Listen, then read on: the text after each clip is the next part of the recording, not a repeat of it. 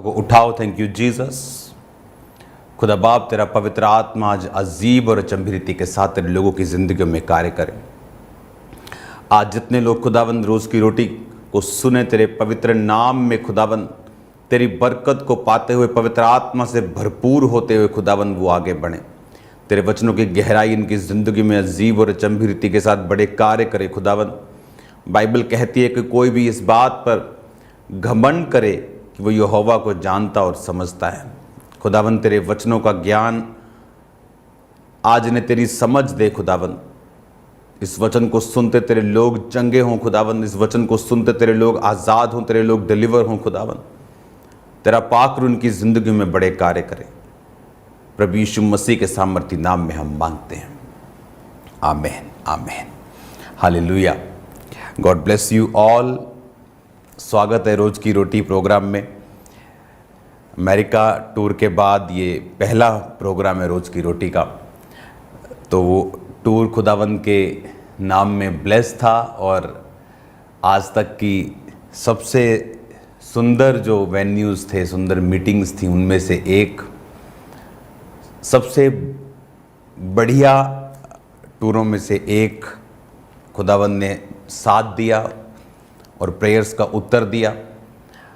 सबसे ज़्यादा जो मैंने मिस किया वो रोज़ की रोटी प्रोग्राम था बाहर फॉरेन में, क्योंकि जो टीचिंग, जो वर्ड मैं आपको दे रहा हूँ वो मैं भी मिस कर रहा था कि मैं आपको वो जल्दी जाऊँ और जो रोज़ की रोटी प्रोग्राम मैं आपके साथ करूँ। मेरा बिलीव है खुदावंद ने ये प्रोग्राम परमेश्वर ने शुरू करवाया। मेरा बिलीव है ये कि ये अब आपके लिए ब्लेसिंग का कारण होगा। जब भी हम परमेश्वर के वचन को पढ़ेंगे, जब भी हम खुदावंद के वचनों में से मनन के साथ खुदावंद की ओर ध्यान लगाएंगे, बाइबल कहती है परमेश्वर अपना आप पर जाहिर करेगा। परमेश्वर के वचन को पढ़ना यानी परमेश्वर को पढ़ना और दूसरा अपने आप को भी पढ़ना। आप जैसे जैसे परमेश्वर के वचन को पढ़ते हैं, आप अपने आप को पढ़ते हैं, आप परमेश्वर को भी पढ़ते हैं, आप उसके बारे में भी समझते हैं और परमेश्वर आपकी लाइफ से क्या चाहता है उसके बारे में भी आपको मालूम होता है। अब बहुत सारे ऐसे क्वेश्चंस, बहुत सारे ऐसे सवाल हैं आपकी लाइफ के जिनका आपको आंसर नहीं मालूम, उत्तर नहीं पता। और बाइबल कहती है कि जब हम परमेश्वर के वचन को जेन्युइनली, डेडिकेटेडली होके एक खुदावंद के वचन को जेन्युइनली लव के साथ, और जिस तरह बाइबल कहती है कि जो हिरनी है वो नदी के जल के लिए हाँफती है, अगर आप इस तरह से वचन के लिए प्यासे होंगे तो मैं आपको सच कह रहा हूँ, यीशु मसीह ने कहा अगर तू प्यासा है तो मेरे पास आ, मैं तुझे तेरी प्यास को भी बुझाऊंगा, तुझे जीवन जल का सोता भी बनाऊंगा। अगर वचन समझने की प्यास आपके अंदर है तो परमेश्वर उसे पूरा करता है। और मेरा ये विश्वास है कि आपकी वचन सीखने की जो प्यास थी उसके कारण ये प्रोग्राम जो है वो शुरू हुआ है और ये आपके लिए बरकत का कारण है। आज एक परमेश्वर के एक गुण के बारे में, एक नेचर के बारे में, वो कैसा है, आज मैं इस चीज़ के ऊपर आपसे बात करूंगा।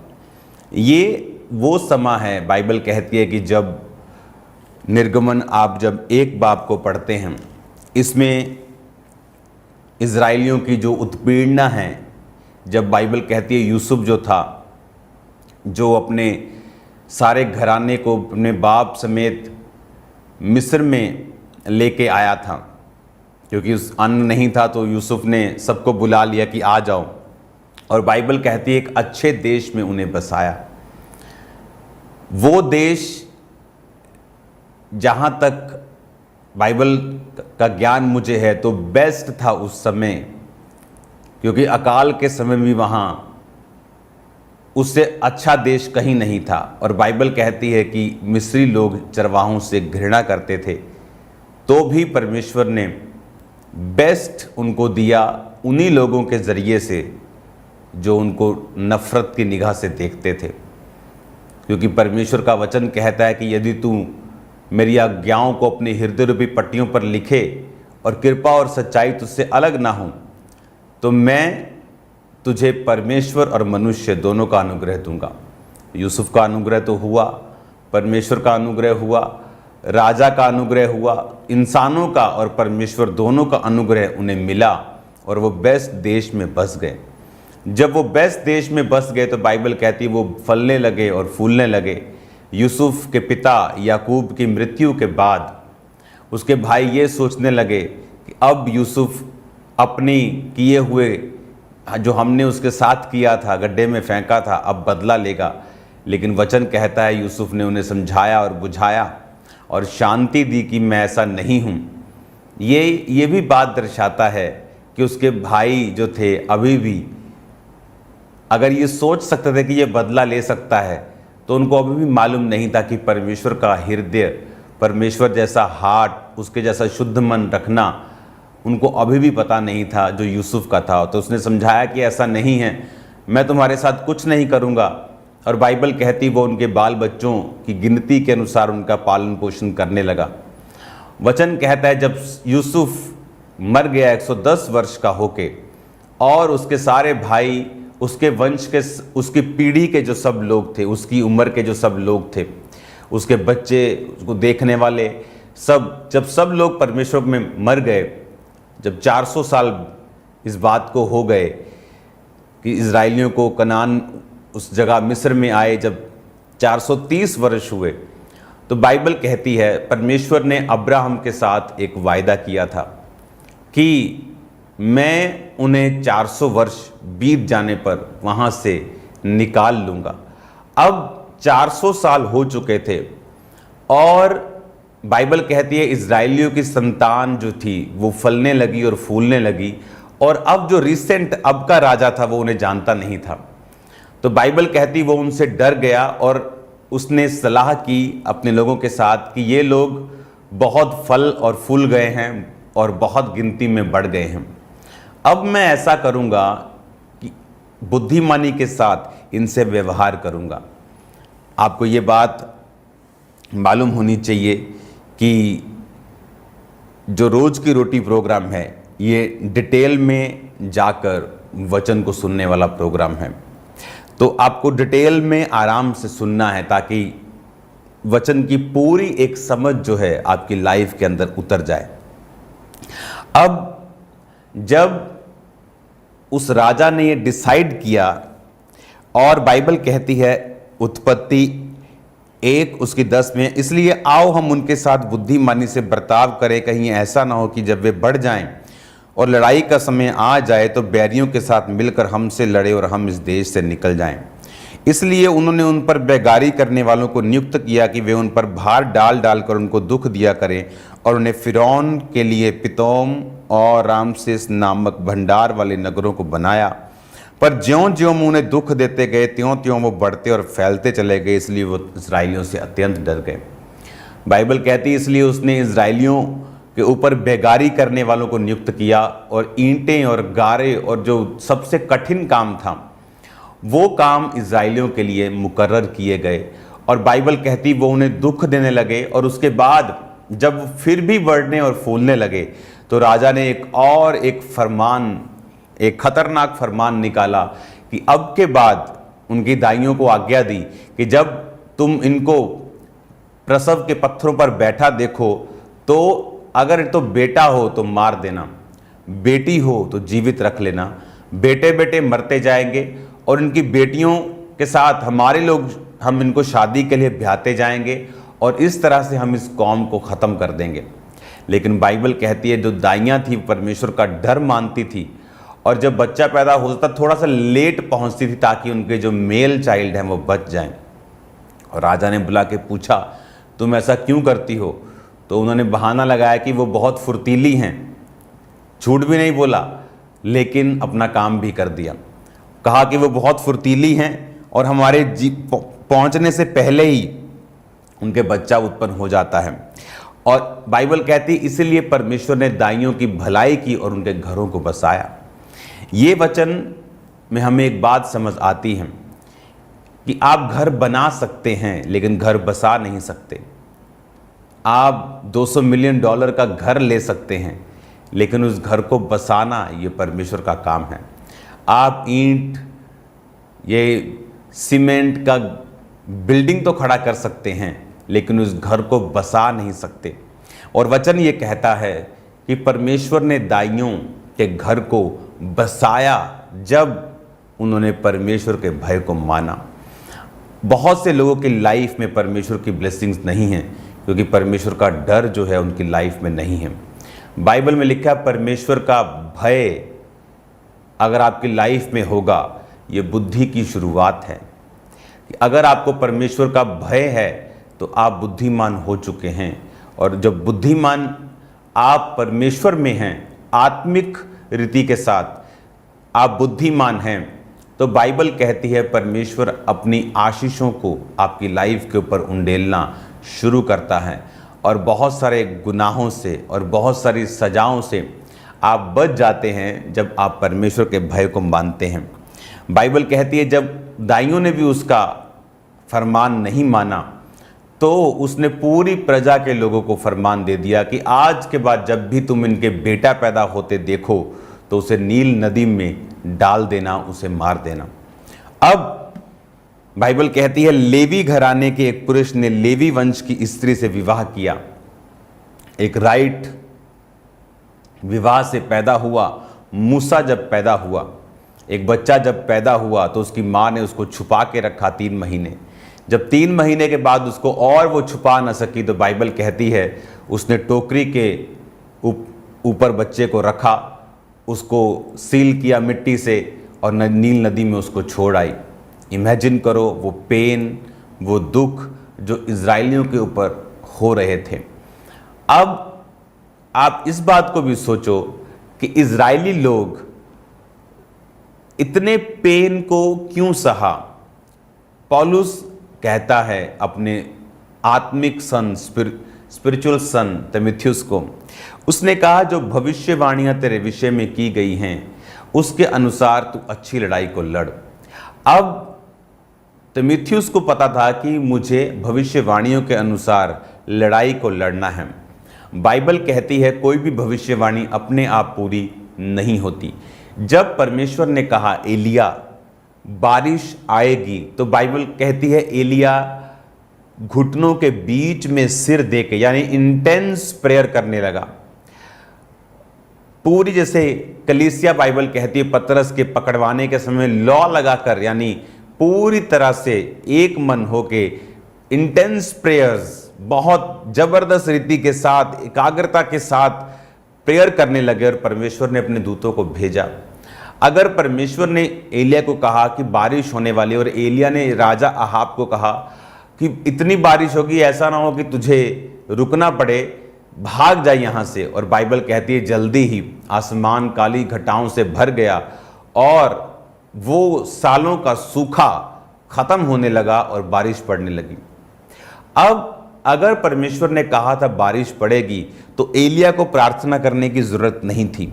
एलिया को ये प्रेयर करने की जरूरत नहीं थी कि बारिश आए, क्योंकि परमेश्वर ने कह दिया था। लेकिन यही लिंक है जो लोगों की लाइफ में आज मिस है। जब आप निर्गमन की पुस्तक उसकी 7 आयत में देखेंगे, फिर यहोवा ने कहा मैंने अपनी प्रजा के लोग जो मिस्र में हैं उनके दुख को निश्चय देखा है, और उनकी जो चिल्लाहट परिश्रम कराने वालों के कारण होती है उसको भी मैंने सुना है, और उनकी पीड़ा पर मैंने चित्त लगाया है। अब परमेश्वर ने क्या कहा? परमेश्वर ने कहा कि अब मैंने उनकी चिल्लाहट को जो परिश्रम कराने वालों के कारण होती है। इमेजिन करो, इजरायली कौम परमेश्वर को इतना भूल चुकी थी कि उन्हें ये प्रोफेटिकली मालूम था कि अब्राहम को परमेश्वर ने कहा था कि 400 वर्ष के बाद मैं उन्हें कनान देश में ले जाऊंगा। उन्हें यह मालूम था कि वो जहां गोशेन में रह रहे हैं कि उन्हें उनकी फाइनल डेस्टिनेशन नहीं है, ये परमेश्वर का मास्टर प्लान नहीं है। जिस तरह आप अमेरिका जा रहे हैं तो आप कई बार आपकी फ़्लाइट लंदन होके जाती है, यूके होके जाती है, तो वो आपका फाइनल डेस्टिनेशन नहीं है। आप वहाँ उतरे हैं 2-3 घंटे के लिए, उसके बाद आप आगे जाएंगे।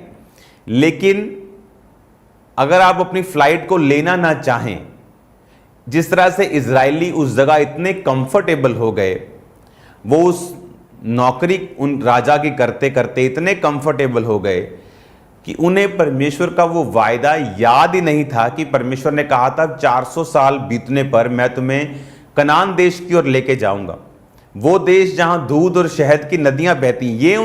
ये उसका मास्टर प्लान था। और आपको परमेश्वर के मास्टर प्लान के हिसाब से प्रार्थना भी करनी होती है। आपको ये समझना होता है कि परमेश्वर के हार्ट में क्या है, और उसके बाद आपको उस प्लान के मुताबिक प्रेयर्स करनी होती हैं और जेन्युइनली परमेश्वर का फेस ढूंढना होता है। आपको जेन्युइनली परमेश्वर में बढ़ना होता है। लेकिन इजरायली इतने कंफर्टेबल हो गए कि उन्होंने प्रार्थना नहीं की। 430 साल हो गए। एक प्रोफेटिक वर्ड डिले हो सकता है आपकी लाइफ में। अगर आप उस प्रोफेटिक वर्ड के विषय में परमेश्वर से बात ना करें। इसीलिए मेरा परमेश्वर है वो विश करने पर नहीं देता। हाँ, वो रगड़ो और चिराग और आ जाए और आप विश मांगो, वो विश मांगने पर नहीं देता। वो परमेश्वर है, वो कहता है मांगो तो दिया जाएगा। और बाइबल कहती है कि वो भूल गए कि हमें मांगना है, हमें खुदा की मर्जी के अनुसार प्रेयर्स करनी हैं। जब उन्होंने प्रेयर्स नहीं की तो परमेश्वर को दुखों का सहारा लेना पड़ा। परमेश्वर को दुश्मन को अलाउ करना पड़ा कि वो उसे दुख दें। फिर परमेश्वर ने कहा जो अब चिल्लाहट उनके परिश्रम कराने वालों के कारण होती है उसको मैंने सुना है। और परमेश्वर मूसा से बात कर रहा था कि अब तू जा और मेरे लोगों को बता कि मैंने उनकी प्रार्थनाओं को सुना है। आपकी प्रेयर्स कई बार आपको एक डिवाइन हेल्पर से भी मिलाती है। आप प्रेयर्स कर रहे हैं, कई बार परमेश्वर आपको एक अच्छी चर्च में भेज देता है। आप प्रेयर्स कर रहे होते, परमेश्वर आपको वो लोग जो उसके करीब हैं उनके साथ मिलाता है। वो सारा कुछ आपकी प्रेयर्स के कारण। और प्रेयर्स दो रीति के साथ आप करते हैं। एक प्रोफेटिकली कि आपको मालूम है मांगो तो दिया जाएगा। आपको मालूम है कि शैतान, बाइबल कहती है, मौका ढूंढता है उसको अवसर मिले किसको फाड़ खाए। आपको मालूम है तो आप प्रेयर्स करते हैं अपने बच्चों के लिए, अपनी फैमिली के लिए, अपने आप के लिए। लेकिन दूसरे लोग वो हैं जो खुद प्रार्थना नहीं करते। फिर परमेश्वर दुखों को उनकी जिंदगियों में अलाउ करता है कि वो जाएं, और उन दुखों के कारण फिर वो प्रेयर्स करते हैं। तो वो 30 साल के डिले में जब परमेश्वर ने देखा कि ये लोग तो हिलते ही नहीं, इन लोगों को तो मेरे वचन की परवाह नहीं, और ये इनका बेस्ट प्लेस नहीं है जो मैंने इनके लिए चुना है, तो बाइबल कहती वो उनको दुख देने लगे। हालेलुया। तो कई दुख परमेश्वर की ओर से नहीं हैं, वो नतीजा है प्रेयरलेस लाइफ का। वो नतीजा है कुछ मेहनत। एक मेहनत होती है, एक होता है सफरिंग्स, कुछ हार्ड वर्क कई बार परमेश्वर की ओर से नहीं है। वो नतीजा है एब्सेंस का प्रेयर लाइफ की। वो हार्ड वर्क एक नतीजा है परमेश्वर के वचन, उसके प्रोफेटिक वर्ड्स, उसकी इच्छाओं को ना देखकर संसार में गुमे रहने का, अपने काम में बिजी रहने का। ये नतीजा है प्रेयरलेस रहने का और परमेश्वर की योजना को ना समझने का, कि जो कुछ परमेश्वर ने आपको करने के लिए बोला है उसमें फेल हो जाना। तो अब जब वो भूल गए कि परमेश्वर ने कहा था 400 वर्ष बीतने पर मैं इन्हें ले जाऊंगा, अब उन्हें वो याद आया और वो प्रेयर्स करने लगे और परमेश्वर की दुहाई देने लगे। और जब परमेश्वर की दुहाई देने लगे तो परमेश्वर ने मूसा को, जो 40 साल से मिधान देश में रह रहा था, इसके बारे में हम कंटिन्यू बात करेंगे कल से रोज की रोटी प्रोग्राम रेगुलर होगा, क्योंकि मैं इंडिया में हूँ और मैं एक खास तैयारी कर रहा हूँ डिलीवरेंस वीक्स की, और जल्दी मैं आपको डेट्स अनाउंस करूँगा। मैं भी गहरी प्रेयर्स में हूँ और वो वीक्स, वो हफ्ते जब शुरू होंगे और खुदावंद के नाम में आप बरकतों को देखेंगे, डिलीवरेंस को देखेंगे, बड़े छुटकारों को देखेंगे, और वो स्पेशल वीक्स होंगे जहाँ पर हर संडे एक डिफरेंट टॉपिक पर प्रीच होगा और उसी टॉपिक की डिलीवरेंस होगी जो आज तक कभी नहीं हुआ। और थर्सडे होली स्पिरिट से भरने का दिन होगा। जो लोग पवित्र आत्मा से नहीं भर रहे, वो जो लोग गैर भाषाओं को चाहते हैं, जो लोग परमेश्वर में बढ़ना चाहते हैं, विजन्स लेना चाहते हैं, तो वो तैयार रहें आने वाली मीटिंग्स के लिए। ये थर्सडे मैं आपके साथ कुछ हेवनली विजन्स को शेयर करूंगा कि हेवन जो है वो क्या है, कैसा है, और जो खुदावंद ने मुझे बताया है, जो मैंने ना कभी पहले किसी से सुना, कभी किसी से नहीं सुना, जो मैंने देखा, वो मैं आपसे बात करूंगा। God bless you all. शाम को प्रेयर माउंटेन्स की प्रेयर्स को अटेंड करना ना भूलना। थर्सडे को मैं यहीं पे हूँ, इंडिया में आ चुका हूँ, मैं संडे भी यहीं था, प्रेयर्स में था। तो थर्सडे को रेडी रहो एक स्पेशल मीटिंग के लिए, और संडे तैयार रहो बड़े छुटकारे के लिए। God bless you all. मेरा बिलीव है कि अब रोज की रोटी प्रोग्राम जो रोज होगा आपके लिए बरकत का कारण होगा यीशु मसीह के नाम में। प्रेयर माउंटेन जो खुदावंद ने एक ब्यूटीफुल प्रार्थना का पहाड़ दिया है, जहाँ पर आप लोग रोज़ आ रहे हैं, कभी वॉलंटियर्स, कभी पार्टनर्स, कभी विश्वासी लोग, कभी फॉरेनर्स, मेंबर्स के लिए भी बहुत जल्द आपको मैं न्यूज़ दूंगा। तो वो खुदावंद की ब्लेसिंग है हमारे लिए। मेरा विश्वास है आज आप ब्लेस हैं।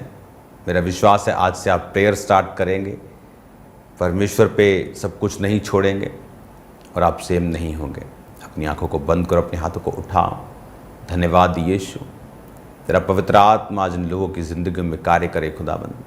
मैं इन्हें ब्लेस करता हूँ, जितने इस प्रोग्राम के साथ हैं खुदावंद, जो इसे देखेंगे वो आशीषित हों। तेरा पाक उनकी ज़िंदगी में बड़े कार्य करे। तेरे जीवित नाम में यह आशीषित हों खुदावंद। ये वचन की ज़िंदगी में 100 का 100 गुना फलों को लेके आए। जितने खुदावंद थर्सडे संडे इन डिलीवरेंस वीक्स में खुदावंद तेरे आत्मा के साथ जुड़ें, वो आज़ादी हों खुदावंद, आज़ादी लें खुदावंद, वो आज़ादी हो जो ये मांग रहे हैं खुदावंद की लाइफ में। मैं इन्हें ब्लेस करता हूँ, इन्हें आज़ाद घोषित करता हूँ जब ये उस मीटिंग्स को अटेंड करें खुदावंद। आज शाम की प्रेयर माउंटेन की प्रार्थना में जो जुड़े वो आज़ाद हों, वो भी अलग अलग दुखों से खुदावंद, शैतान के जकड़े आज आज़ाद हों तेरे जीवित नाम में। प्रभु यीशु मसीह के नाम में हम मांगते हैं, आमीन आमीन। God bless you all. कल मिलते हैं खुदावंद की प्रेजेंस में, और शाम को मिलते हैं प्रेयर माउंटेन की प्रेयर्स में। और थर्सडे और संडे ये आपके लिए डिफरेंट होगा। God bless you all.